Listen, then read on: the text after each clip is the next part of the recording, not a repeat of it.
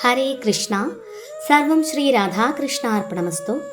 അധ്യായം 5 കർമ്മയോഗം, കൃഷ്ണാവബോധത്തിൽ പ്രവർത്തനം. ശ്ലോകം 3. ജ്ഞേയഃ സ നിത്യസന്യാസി യോ ന ദ്വേഷ്ടി ന കാംക്ഷതി നിർദ്വന്ദ്വോ ഹി മഹാബാഹോ സുഖം ബന്ധാത് പ്രമുച്യതേ. വിവർത്തനം. കർമ്മഫലങ്ങൾ ആഗ്രഹിക്കുകയോ വെറുക്കുകയോ ചെയ്യാത്ത ആളാണ് നിത്യസന്യാസി.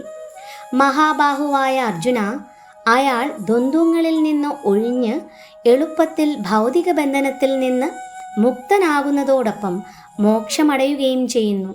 ഭാവാർത്ഥം: തികഞ്ഞ കൃഷ്ണാവബോധമുള്ള മനുഷ്യൻ തൻ്റെ കർമ്മഫലങ്ങളിൽ ഇച്ഛയോ വെറുപ്പോ ഇല്ലാത്തതുകൊണ്ട് എന്നും ത്യാഗിയായിരിക്കും.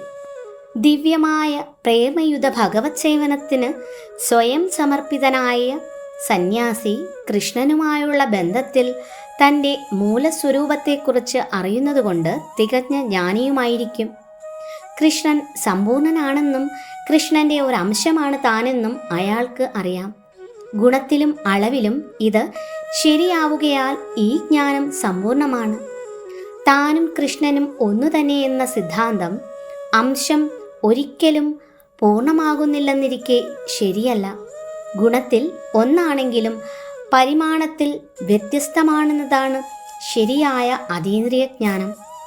പ്രത്യാശയ്ക്കോ വിലാപത്തിനോ കാരണമില്ലാതാക്കി അത് ഒരാളെ പൂർണ്ണതയിലേക്ക് നയിക്കുന്നു. താൻ ചെയ്യുന്നതെന്തും കൃഷ്ണനു വേണ്ടിയാകയാൽ അയാളുടെ മനസ്സിൽ ദ്വന്ദ്വങ്ങളില്ല. അങ്ങനെ ദ്വന്ദ്വങ്ങളുടെ തലത്തിൽ നിന്നും ഈ ഭൗതിക ലോകത്തിൽ നിന്നു തന്നെയും അയാൾ മുക്തനാകുന്നു. ശ്ലോകം 4. സാംഖ്യയോഗൗ പൃഥക് ബാലാഃ പ്രവദന്തി ന പണ്ഡിതാഃ ഏകമപ്യാസ്ഥിതഃ സമ്യക് ഉഭയോ വിന്ദതേ ഫലം. വിവർത്തനം.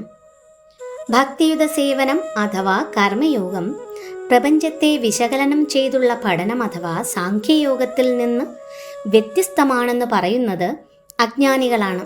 ഇവയിൽ ഏതെങ്കിലും ഒന്നിൽ നിപുണനായി കഴിഞ്ഞാൽ രണ്ടിൻ്റെയും ഫലം കിട്ടുമെന്ന് യഥാർത്ഥ പണ്ഡിതന്മാർ പറയുന്നു.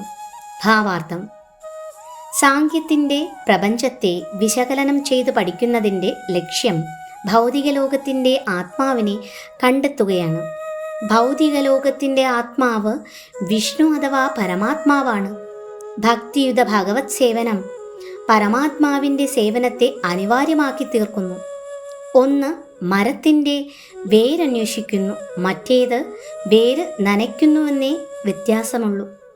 സാംഖ്യ സിദ്ധാന്തം അഭ്യസിക്കുന്ന ആത്മാർത്ഥതയുള്ള വിദ്യാർത്ഥി ഭൗതിക പ്രപഞ്ചത്തിൻ്റെ വേര് വിഷ്ണുവാണെന്ന് കണ്ടെത്തും. ആ പരിപൂർണ ജ്ഞാനത്തോടെ ഭഗവത് സേവനത്തിൽ ഏർപ്പെടുകയും ചെയ്യും. അതുകൊണ്ട് ഇവ രണ്ടിനും തമ്മിൽ താത്വികമായ വ്യത്യാസമില്ല. രണ്ടിൻ്റെയും ലക്ഷ്യം ഒന്നു തന്നെ, വിഷ്ണു. ആത്യന്തിക ലക്ഷ്യത്തെക്കുറിച്ച് അറിയാത്തവരാണ് സാംഖ്യവും കർമ്മയോഗവും രണ്ടാണെന്ന് പറയുന്നത്. വിഭിന്നങ്ങളായ ഈ രണ്ടു പദ്ധതികൾക്കും ഉദ്ദേശം ഒന്നു തന്നെയെന്ന് വിദ്വാൻമാർക്കറിയാം. ഹരേ കൃഷ്ണ. സർവം ശ്രീ രാധാകൃഷ്ണാർപ്പണമസ്തു.